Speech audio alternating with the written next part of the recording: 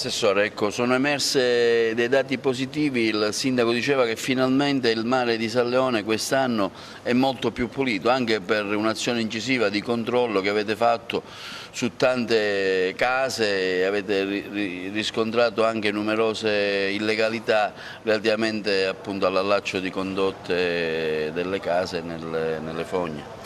È un dato che in realtà si apprezza e si manifesta con particolare facilità e semplicità ed effettivamente numerosi sono gli apprezzamenti che giungono dai cittadini nel corso di questa stagione balneare, anche durante questo periodo che chiaramente è il periodo in cui con maggiore evidenza c'è una maggiore presenza e affluenza all'interno delle località balneari di San Leone. Chiaramente poi ci sono sempre dei tentativi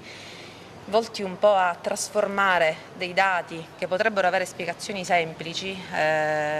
in dati che vorrebbero suscitare allarme. Per esempio si parlava in questi giorni nella parte finale del nostro tratto balneare di questo classico emergere della schiuma che è connessa oltre che alle temperature ad un processo di decomposizione delle nostre alghe, della Posidonia. Chiaramente una lettura che vuole drammatizzare un dato naturale. Noi questa mattina leggevamo col sindaco proprio una nota dell'ARPA Liguria che in riferimento ad una località di particolare prestigio che sono le Cinque Terre dà contezza del fatto che queste manifestazioni sono delle manifestazioni naturali legate alle temperature che sono in queste giornate particolarmente elevate, quindi ci sono anche delle reazioni organiche che interessano il nostro mare, che trovano poi manifestazione in questa schiuma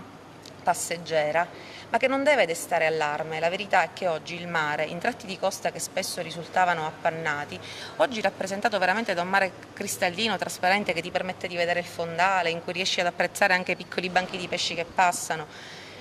Che cosa è accaduto? In realtà, per quanto ci consta e per quanto noi possiamo rappresentare, accade che c'è un incremento molto forte del controllo sul territorio. Noi abbiamo fatto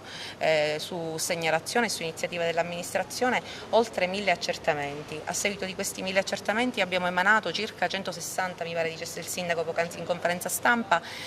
ordinanze che sono finalizzate alla disconnessione degli allacci abusivi. Di queste ne abbiamo avute oltre 2/3 già ottemperate, altre in corso di ottemperanza o per conto dei soggetti privati o per intervento diretto dell'amministrazione.